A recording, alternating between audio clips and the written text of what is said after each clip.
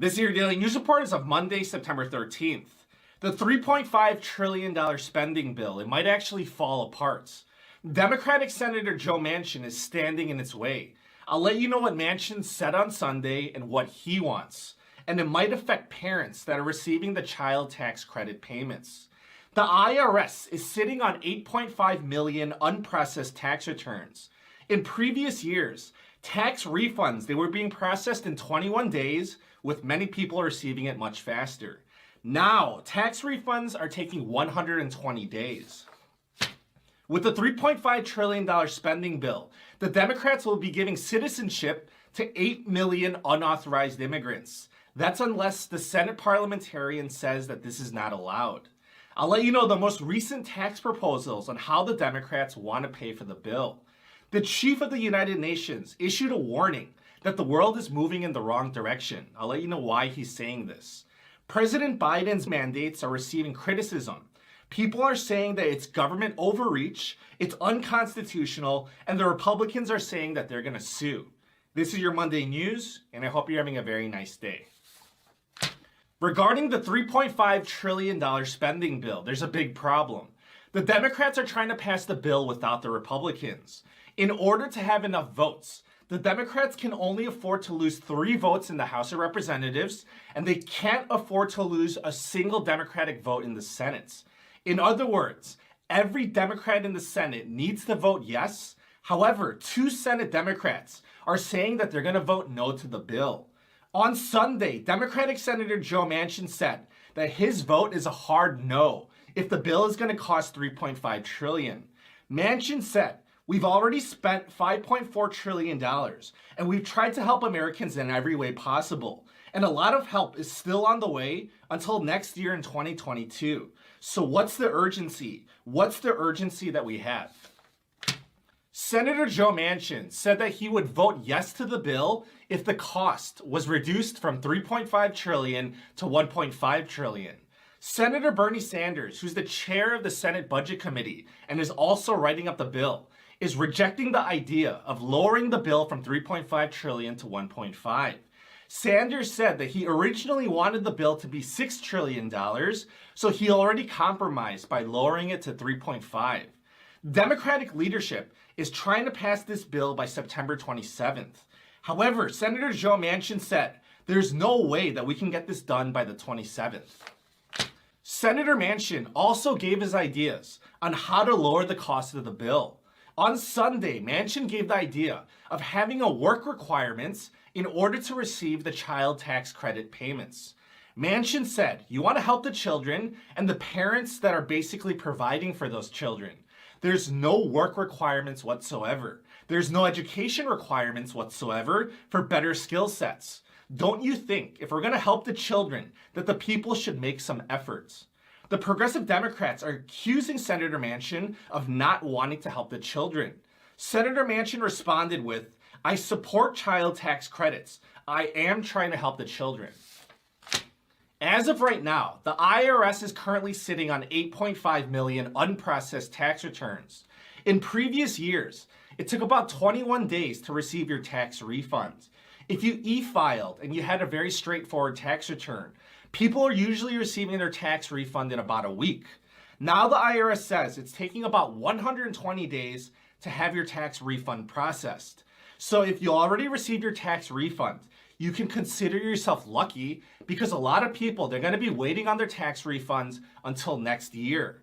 The IRS has hired 3,500 new employees. The IRS has been offering incentive pay and overtime, but they're still having trouble finding employees. The IRS had staffing goals, and they only achieved 63% of that goal. In political news, in the upcoming $3.5 trillion spending bill, the Democrats will be giving citizenship to 8 million undocumented immigrants. At first, the Democrats wanted to give citizenship to 11 million undocumented immigrants, but the Senate tightened their requirements in order for this provision to have a better chance of passing. As I mentioned earlier, this bill, it can pass without a single Republican vote. However, the Democrats will need permission from the Senate parliamentarian to include this into the bill. In the last stimulus package that the Democrats passed in March, without a single Republican vote, they tried to include a $15 minimum wage into the bill. However, the Senate parliamentarians said that was not allowed, so the Democrats had to remove that from the bill. The Democrats are hoping that Elizabeth McDonough, the Senate parliamentarian, will allow this provision to stay in the bill. Democrats from the Senate Judiciary and Budget Committees met with McDonough to see if their plan is in compliance. After that, the Republicans met with McDonough, stating their case why the Democrats' plan does not meet the requirements to be in the upcoming spending bill. Republican Senator John Cornyn said, the Democrats' plan will almost surely not work, consistent with the rules of the Senate. But we'll see what happens, and I'll keep you updated. The politicians are still trying to figure out how they're going to pay for the $3.5 trillion bill. 2 additional suggestions have been given by Senate Finance Committee Chairman Ron Wyden. Wyden released 2 proposals that could be options for the Democrats. Senator Wyden and Senator Brown gave a proposal that would tax corporations for buying their own stock. So this is actually a big deal because one of the big reasons why the stock market has been going up is because corporations have been buying back their own stock, which drives up stock prices. Senator Brown said, instead of spending billions buying back stocks and handing out CEO bonuses, it's time that Wall Street paid for its fair share and reinvested more of that capital into workers and communities who made those profits possible. The second proposal given by Senator Wyden was to close tax loopholes that are considered abusive. However, no details were provided on the second proposal. Senator Wyden said that this proposal simply reduces complexity by closing loopholes that allow those at the top to pick and choose when and whether to pay tax. In international news, the chief of the United Nations issued a warning that the world is moving in the wrong direction and faces a pivotal moment. The chief said, if the world keeps continuing down this path, there's going to be a breakdown of global order and the future of perpetual crisis. We must reverse today's dangerous trends. The United Nations says that the world is under enormous stress on almost every front.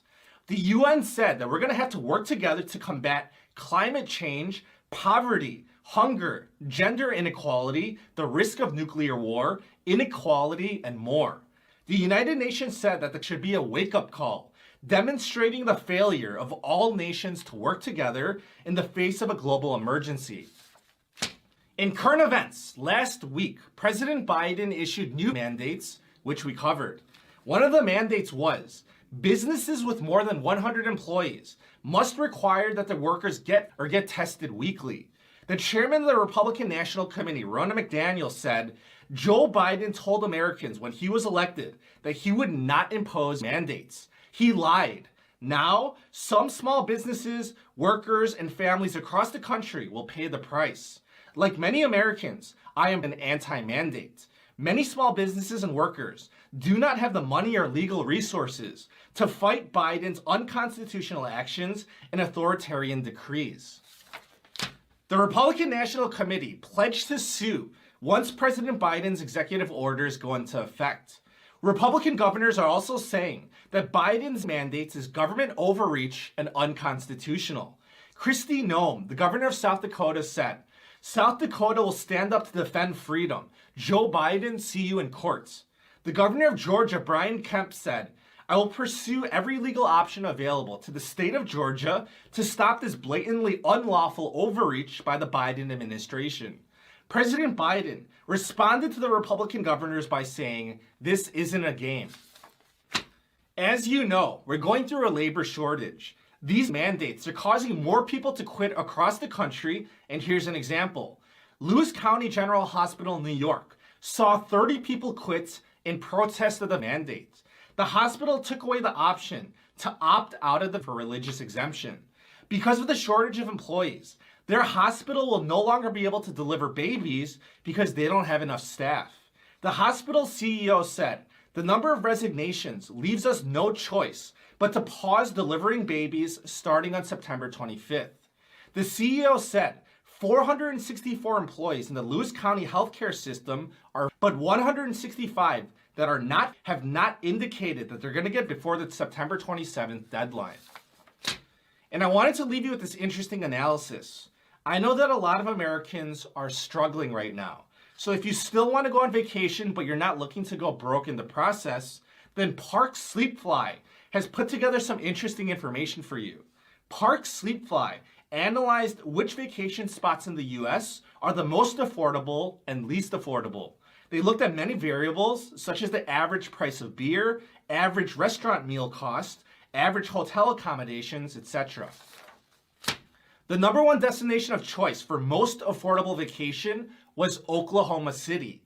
Park Sleepfly said, Oklahoma City is not at the top of most people's bucket list for a dream vacation, but it's a great place to visit. They have rodeos, horseback riding, cattle herding and roping, and more urban pastimes as well. The report said that you can expect to get beer for $3, meals for $11, and hotels for $106. Number 2 on the list was Indianapolis, Indiana. Number 3 on the list was Tucson, Arizona. New York was ranked the most expensive, with beer at $8 and $309 for a hotel stay. Second most expensive was tied between San Francisco and Boston. That's the news for today. If you enjoyed today's report, please be sure to subscribe. I thank you for your support and I wish you a very nice day.